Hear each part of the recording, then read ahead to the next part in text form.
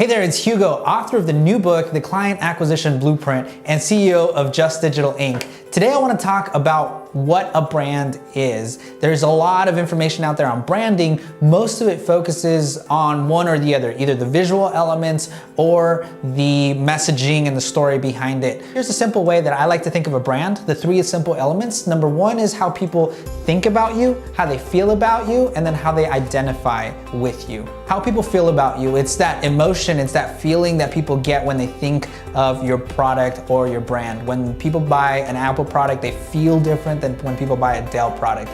That's probably the most commonly used example when it comes to branding is Apple. And same thing with Nike. People feel different when they buy Nike or when they buy like a Lululemon yoga pant. Those are different demographics, but there's also different feelings and different lifestyles and different emotions that people have with those brands. So number one is how people feel about you. The second element of a great brand is the story that either you're telling and you're sharing with your audience, or the story that your customers play in their head. So when somebody puts on a pair of Nikes, they think of greatness. They feel like LeBron James or Usain Bolt. They feel a certain way. So that goes to the feeling aspect of it, but they're also playing a story in their head, a story of high performance, a story of greatness.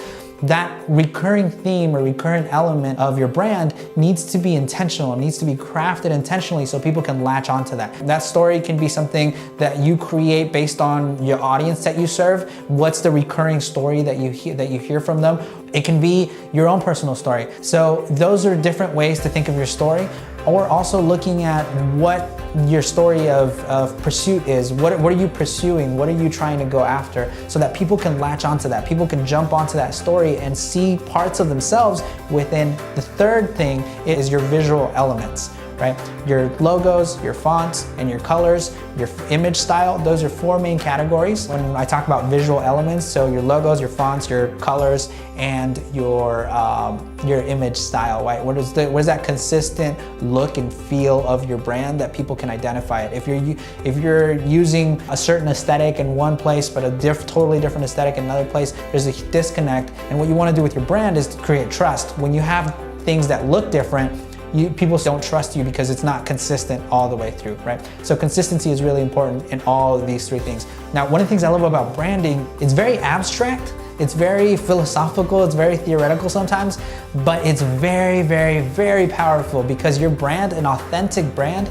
is something that your competition can't replace. You can't just come up with that brand because it takes time to build. It takes people that make that connection with you, with your business, and that connection and that invisible bond is really tough to measure, which is also a huge competitive advantage. So if you invest in your brand, if you do it carefully, if you think about your story, think about how do I want people to think about, to feel, and to identify with me, then you're gonna have a competitive advantage over everybody else. Hope these tips helped. If you wanna learn more, check out my book on the Client Acquisition Blueprint. It's a 10-step, simple, step-by-step blueprint for creating an epic marketing strategy and online presence. If you enjoyed this video, go ahead and comment, like, subscribe, and until next time, I'll see you.